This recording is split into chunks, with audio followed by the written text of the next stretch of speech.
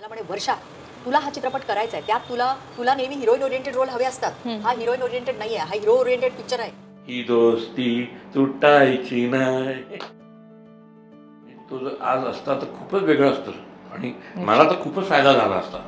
सरळली एक पोकळी निर्माण झाली माझ्या पुण्यात.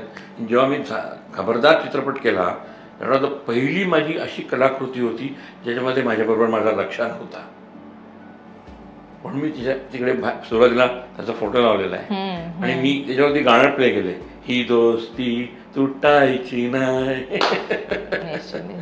कारण पण लक्ष्मीकांत बेर्डे आज असता तर खूपच म्हणजे काम म्हणजे तो तर ॲक्टर टेरिफिक होता आणि त्यांनी कॅरेक्टर रोल्स पण सुरुवात केली होती. आता माझ्या पछाडलेल्यामध्ये ते त्याचा लास्ट चित्रपट आहे, ती त्याची लास्ट कलाकृती आहे लक्षाची. मला वाटतं आज लक्ष असता तर तो एका वेगळ्या वेगळ्या मीडियम्समध्ये चमकला असता. सिरियल्समध्ये तो खूप त्यांनी नाव कमवलं असतं, जे म्हणजे सॅटेलाइट त्याच्या निधनानंतरच चांगला फोफावला. तो जर असताना फोफावला असता तर कदाचित लक्ष आपल्याला त्याच्यात खूप अवेळी त्याचं अकाली निधन झालं असं मी म्हणेन. अजून त्याला आयुष्य म्हणजे मला वाटतं तो 50 वर्षांचा पण झाला नसेल कदाचित, मला माहिती नाही.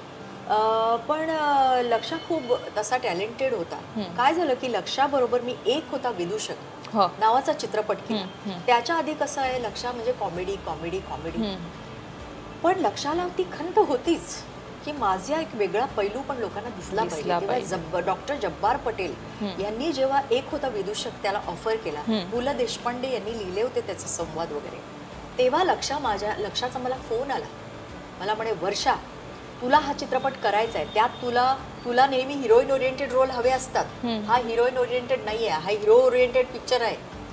विदूषकाचा रोल त्यात महत्वाचा आहे, तो मी करतोय, पण त्याच्यात मला तू हवी आहेस. तिथे पैशांचा विचार करू नकोस, पैसे कमी असतील तुला दिलेले, NFD तुला जास्त पैसे देणार नाही, पण तो पिक्चर माझ्यासाठी कर.